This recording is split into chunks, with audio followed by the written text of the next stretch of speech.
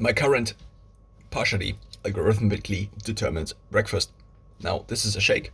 I made the shake out of two ingredients. The one ingredient is 2.5 scoops of a meal shake I make myself, and the second ingredient is my morning drink ingredients that are recommended by InsideTracker based on my latest blood work.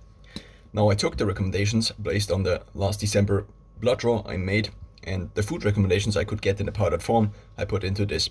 Now, also sometimes I made some abbreviations, one could say. So what is in there? 1 tablespoon of cocoa. InsideTracker recommendation is 1 tablespoon of cocoa as kind of an alternative to the enjoy some dark chocolate recommendation. So it is also in there that you could have 1 tablespoon of cocoa powder.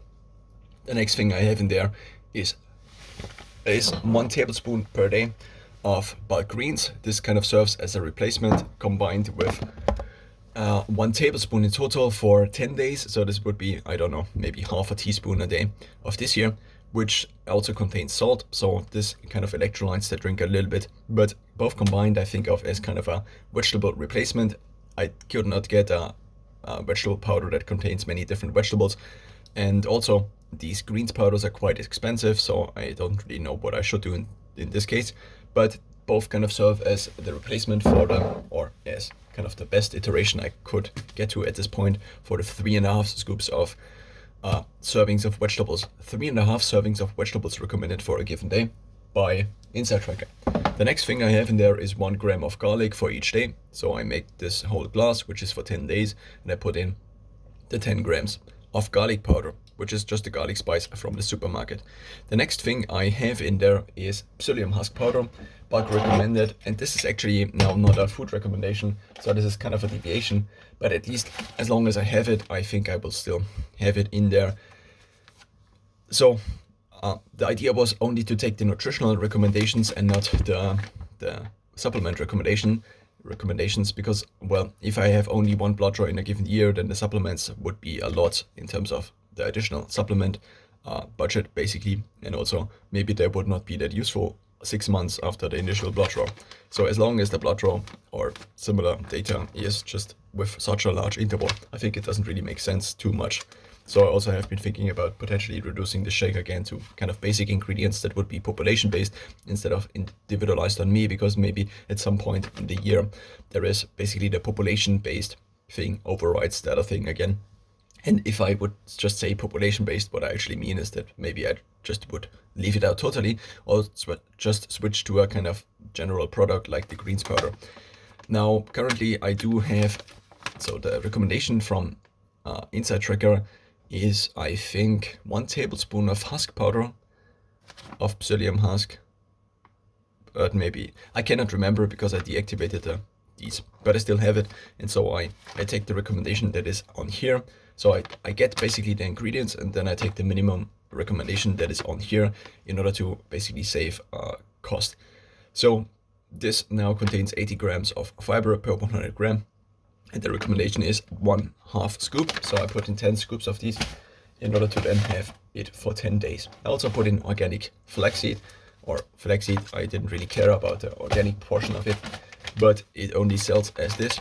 And so the InsideTracker recommendation, I actually tried to have this, would be 4 tablespoons in a given day, but I think that it brings in too many carbs and too much fat. The fat content is 10 grams per 100 gram, as you can kind of see. And then what else do we have in here? It's also a lot of fiber, which is basically also adding to the fiber. So if I have already flaxseed in there, and this is still a nutritional recommendation, not a supplement recommendation, so then maybe I just should reduce the psyllium husk again, which would make kind of sense because the main promise of this is that this is algorithmically determined. So this is the additional thing which I have in addition to the 2.5 scoops of my meal shake, which I make myself. And so there should be a clear distinction, because if this ingredient I think is useful because of this and this and this, and this is only recommended by InsideTracker, then it is less clear, I think. So I also have fiber in there, and because I also have flaxseed powder as well as other fiber in my meal shake, I maybe again should reduce the psyllium husk. But now this is the flaxseed, and so the flaxseed contains 10 grams of fat and also carbohydrates 6.5 grams. And if I have 4 tablespoons of it, then it is kind of skewing the ratio. And so if I would have 4 tablespoons of this for every single day, then this would be too much powder for then to still fit in my 2.5 scoops of basically my milkshake, which then would mean that I would have to have 2 shakes in the morning, and it should be 1 shake. It should be as simple as this: 1 shake in the morning, that's my breakfast. If I then after 1 hour or after 30 minutes have the next shake, it doesn't really matter, because, well, it is kind of just very simple in this case. What I mean with very simple is that I already have the milkshake prepared, so I just put in the 2.5 scoops and then I just drink the next one. And so I just make it based on my bodily needs, one could say. So therefore I have reduced the organic flaxseed basically to the minimum requirement, or to the minimum dose that is mentioned on here, which is 1 heaped scoop of organic flaxseed, which I currently now input. So I took the Inside Tracker recommendation on the one hand, and then I bought the powder, and then I have the lowest dose, which is recommended on the powder itself, or on the from the company itself. And so additionally I did actually put in egg powder, but I also now have the egg powder in my milkshake. So my current main milkshake, at least for the last couple of days, is vegan protein powder from Bulk. And what I additionally put in order to get the fats to 17 grams and also to have then the eggs, is egg powder. So I kind of discovered egg powder a couple of weeks ago, and it's, in terms of price, is almost exactly the same as if I buy the eggs from the grocery store. But what I save on is either boiling the eggs or scrambling the eggs, or cooking the eggs, or frying the eggs and then have scrambled eggs, whatever the right phrase for this is. And so I can basically just mix the powders and then I have my milkshake. In addition, so the proportion of this is 2:1 plant protein powder to egg powder. This is then what it looks like. And also, this seems to be the thing that my body craves. Now, one downside of this is already that because I think I'm more plant-based, and this usually introduces more carbs compared to eating more meat, as I, in the last couple of months, tried every now and then my body composition is already kind of changing for the worse. So I'm already having visibly kind of more subcutaneous fat on my skin, and this is something that already begins to bother me, but this is kind of still what my body requests. So for example, as I recently, or 2 days ago, did the air biking, afterwards my body already basically brought up the taste of what this tastes like. The egg powder seems to be something that my body craves really much, and so at least I am running still this experiment.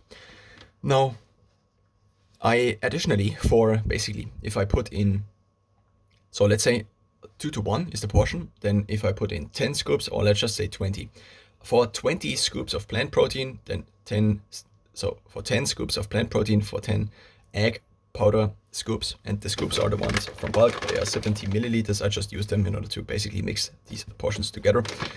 I then put in 2 additional scoops of this electrolyte powder here, or not electrolyte powder, but of this soup spice, which costs me €8 per 500 gram. The vegan protein powder from Bulk, so this is just an old bag, which I still had. This costs around €37 per 2.5 kilogram bag. So this is also significantly cheaper.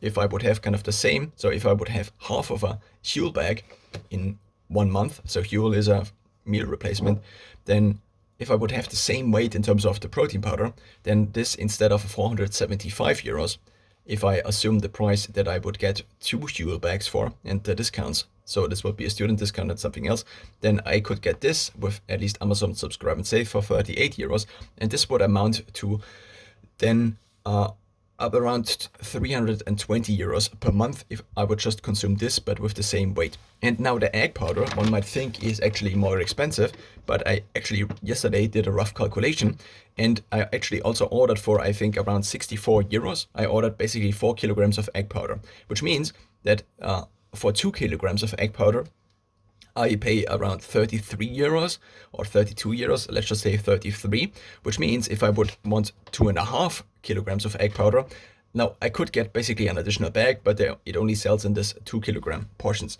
So it is actually kind of close to what this costs. So if I would have an additional 500 gram bag, the pack alone would cost €8, but because of the reduction in price, if I buy basically in bulk, then, so in bulk in this case isn't just a phrase and not as the company name here, but this would mean that it basically is kind of the same ingredient cost. So this means if I mix this shake, then the only additional cost I have is this here. And this here costs me 8 euros per 500 gram. I don't know how many tablespoons 500 gram is, but a rough calculation is that 1 tablespoon is 10 grams approximately. Of course, now it depends on the density of the powder, but 1 tablespoon seems to be about 10 grams, and that's also something that's easy to remember.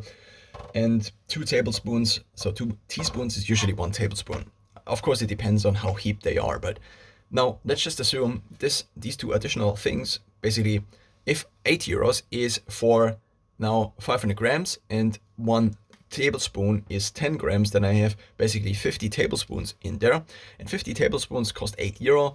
So if I have the 8 euro, 800 cents divided by the 50, then if I'm not mistaken, this should amount to 16. So 80 divided by 5 is 16.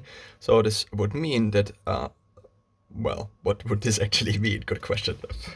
I think 1 tablespoon costs me then 16 cents, which I think makes kind of sense, at least if I eyeball the numbers. So 1 tablespoon of this costs me 16 cents. That's significantly cheaper, about 1/4 of the price of 1 tablespoon of greens powder. So maybe if I switch to this instead of the bulk greens powder, which I think does sell at a higher margin because it's kind of this feel-good health product, and so it's not necessarily, I think it's kind of overpriced for what you get. And maybe the chlorella powder, for example, it also sells at a higher price at bulk if you buy it alone as a powder, but I don't know. So I already had this in my diet for years. So what if I just changed the thinking, the framing basically, such that this would be kind of my vegetable replacement? It already kind of is. There are lots of different vegetables and spices in there. I also had recently the insight, one could call it, but it sounds a little bit too dramatic, that, well, if you dry vegetables, then that's basically spices. So spice powder can actually be bought at the supermarkets. And so this is just dried paprika. Paprika is a vegetable. And so maybe I should also have this in there. But then again, the optimization of this would be to mix all the different spice powders and to maybe also add some salt. And then you have again something like this, which I also already have in my diet. And I also, so currently I only add this to the meal shake, and this I only add to my meals. So this is also maybe a little bit of a taste distinction there. And so I already have kind of additional vegetable powder, you could say, in my meals because I put in lots of this usually. And so if I then make my breakfast, then I have basically the algorithmically determined part. What if an algorithm could take care of your health, Brian Johnson says. So that's kind of the prototype. That's my prototype of it, because Brian Johnson, even though it says these things, he doesn't offer a product that is individualized, it seems. And so then I have basically just my meal shake, and as the day goes on, I just have my meal shake, or I have normal food.